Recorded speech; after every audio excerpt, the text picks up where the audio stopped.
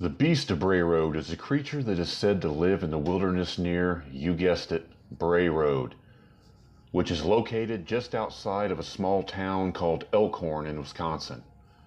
Cryptid hunters have labeled this creature as being one of many misidentified Bigfoot sightings, but locals will adamantly assert that this creature has a more canine appearance, though it still has a flat, apish face, which is why they will sometimes refer to it as the man-wolf. Some people even believe that the beast of Bray Road is a werewolf or something similar to the Michigan Dog Man. Indeed, when the prank song The Legend went on air, many people in Wisconsin found that they too had similar stories to share, not just the inhabitants of Michigan.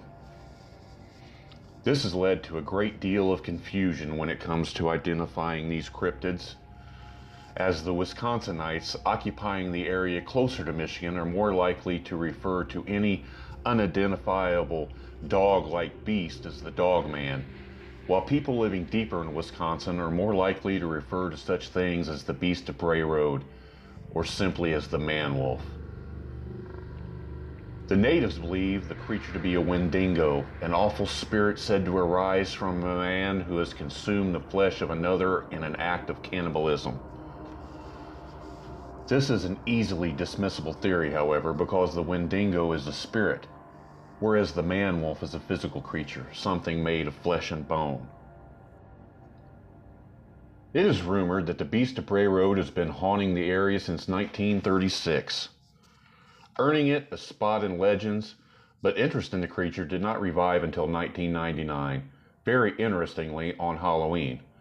A woman by the name of Doriston Gibson was on her way to pick up a friend's child to go trick-or-treating in town.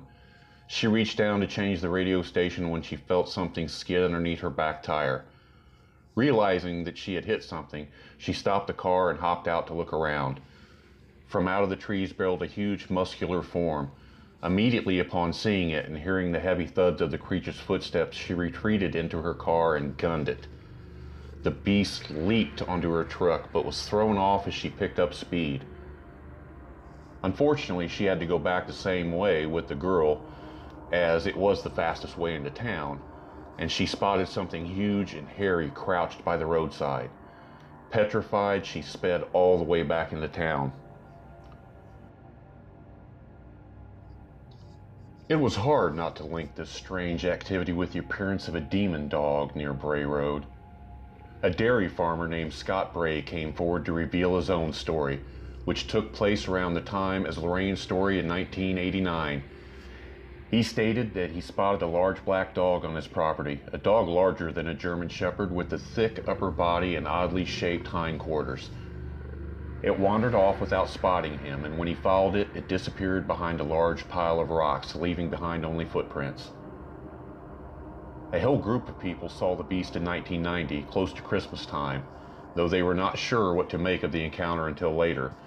They had been sledding near Loveland Road, which was about a mile from the Bray Road, and were on their way home when they spotted a large dog struggling through the snow about a block away.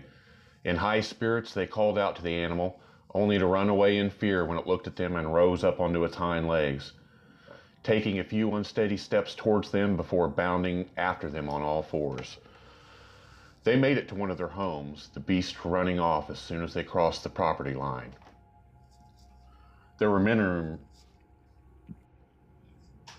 Doris's story spread through town like wildfire, which prompted another woman named Lorraine Indrizzi to come forward with her own tale.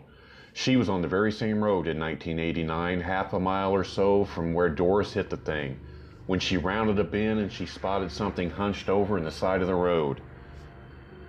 As she passed by, she peered closely at it and saw in great detail a monster with grayish-brown fur, a wolf-like face, and muscular arms.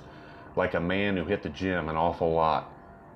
The beast's eyes glowed in the night. She stated that it was crouched beside an animal carcass, feasting on the thing by pulling the flesh from the bones with its palms facing upward.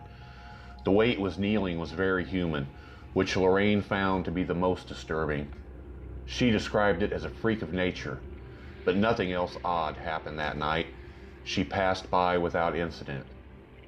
In light of these two women's stories circulating, the Bray Road monster became to attract thrill seekers to Elkhorn. Generally, the locals took the tongue-in-cheek attitude most of these people had in stride. But among themselves and the neighboring towns, an air of fear started to settle over their minds.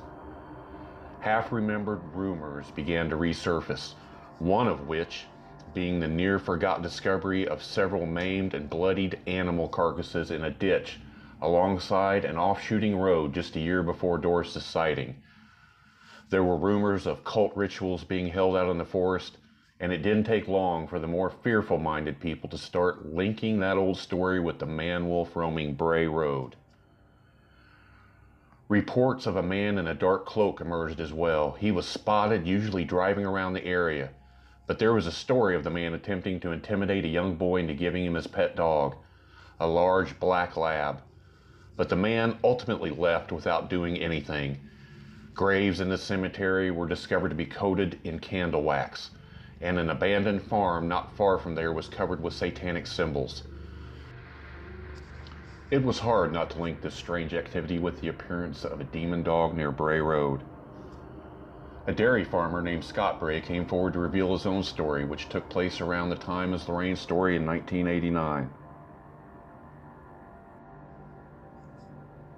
He stated that he spotted a large black dog on his property, a dog larger than a German Shepherd, with a thick upper body and oddly shaped hindquarters. It wandered off without spotting him, and when he followed it, it disappeared behind a large pile of rocks, leaving behind only footprints. A whole group of people saw the beast in 1990 close to Christmas time, though they were not sure what to make of the encounter until later. They had been sledding near Loveland Road, which was about a mile away from Bray Road, and were on their way home when they spotted a large dog struggling through the snow about a block away. In high spirits, they called out to the animal, only to run away in fear when it looked at them and rose up onto its hind legs, taking a few unsteady steps towards them before bounding after them on all fours.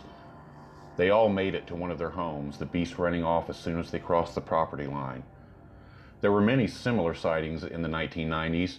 Most of the major ones seemed to take place around holidays such as Halloween and Christmas, but some seemed to be at random. It was rumored that perhaps some of the sightings were actually a hoax, but nobody could deny that there was, at very least, a very funny-looking dog roaming the area. The most recent sighting was in 2004. A woman, her child, and her child's friend were riding up and down Bray Road looking for the beast. This was a pastime of theirs, but this time they were trying to spook the child's friend.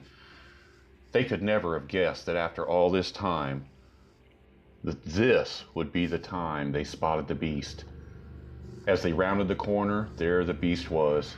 It stood upright, peering warily at them as they drove by it. It was only a glimpse, but it was enough to cause the whole carload of people to riot. They could not believe that they had finally caught sight of the Bray Road beast, after so long never seeing anything at all. The cult activity has died down somewhat, and the tension felt by locals has almost entirely subsided. It's been a long time, a decade now, since the final sighting. It might just be the perfect time to go and have a look up Bray Road for yourself.